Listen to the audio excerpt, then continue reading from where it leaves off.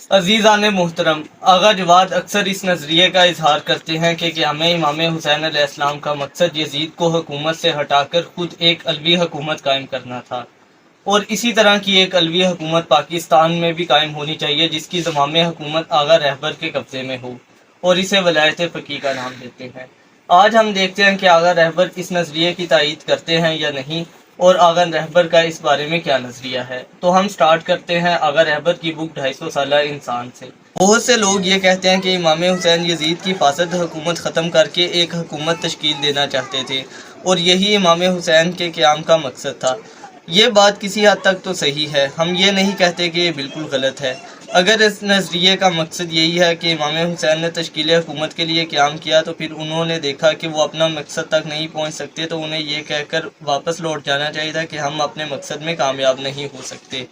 لہٰذا انہیں تحریک کو یہیں ختم کر دیتے۔ جی ہاں، جو شخص حکومت کی تشکیل کے لیے تحریک چلاتا ہے وہ اس حد تک کوشش کرتا ہے جہاں تک ممکن ہو، لیکن جب اسے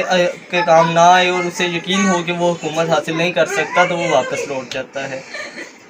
قیام امام حسین کا مقصد اور ہدف صرف اور صرف حضرت علی کی مانند ایک علوی حکومت کی تشکیل تھی، یہ بات بالکل غلط ہے، کیونکہ امام علی مقام کی پوری تحریک اس نظریے کی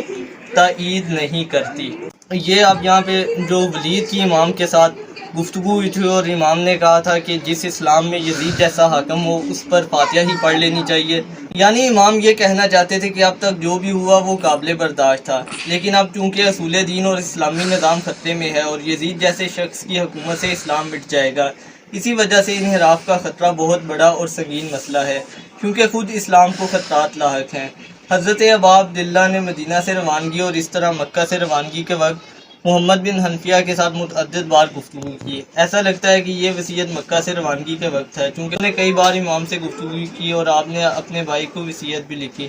جس میں اللہ کی وحدانیت کی گواہی نیز دیگر امور کو بیان کرنے کے بعد لکھا،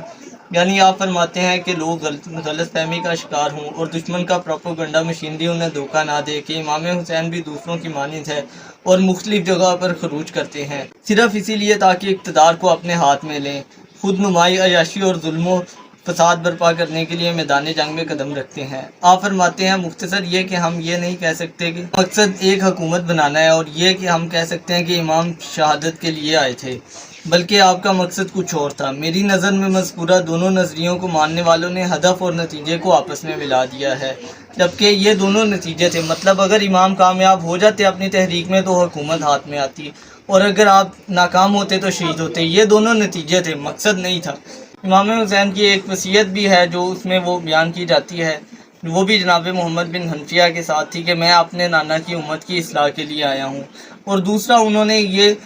لکھا ہے، یہ خط جو کوفہ اور بصرہ کے عمال کی طرف لکھا گیا تھا اور بااثر لوگوں کی طرف تھا، اس کے متعلق انہوں نے لکھا ہے، میرا نمائندہ میرا خط لے کر تمہارے پاس آیا ہے اور میں تم لوگوں کو کتاب خدا اور اس کے رسول کی طرف دعوت دیتا ہوں۔ بے شک سنت رسول کو زندہ درگور کر دیا گیا ہے اور زمانہ جاہلیت کی بدعنوانیوں کو زندہ کر دیا گیا ہے۔ اگر تم میری دعوت پر لبیک کہتے ہو، میری پیروی کرو تو میں تم سب کو راہ راست کی ہدایت کروں۔ تو مقصد حکومت نہیں، مقصد ہدایت تھا، یعنی میں اپنی اس ذمہ داری پر عمل کرتے ہوئے اسلام میں سنت رسول اور اسلامی نظام کو زندہ کرنا چاہتا ہوں، بدعتوں کا خاتمہ کرنا چاہتا ہوں اور رسول اکرم کی سنت کا احیاء کرنا چاہتا ہوں۔ اس کے بعد کوفہ کے سرداروں کے لیے اپنے خط میں لکھا، امام صرف وہی ہے جو کتاب خدا کے مطابق حکومت کرے، عدل و انصاف کو قائم کرے، ملک، معاشرے اور قانون کے حق کی طرف رہنمائی کرے اور خود صراط مستقیم اور راہ ہدایت پر گامزن رہ کر اپنے نفس کی حفاظت کرے۔ اسلامی معاشرے کا امام اور پیشوا ایسا شخص نہیں بن سکتا جو فاسق و فاجر ہو، خیانت کار ہو، فسادی ہو اور برے اور کبھی اعمال کا انجام دینے والا ہو، بلکہ اسلامی معاشرے کا حاکم پیشوا اسے ہونا چاہیے جو کتاب خدا پر عمل کرے۔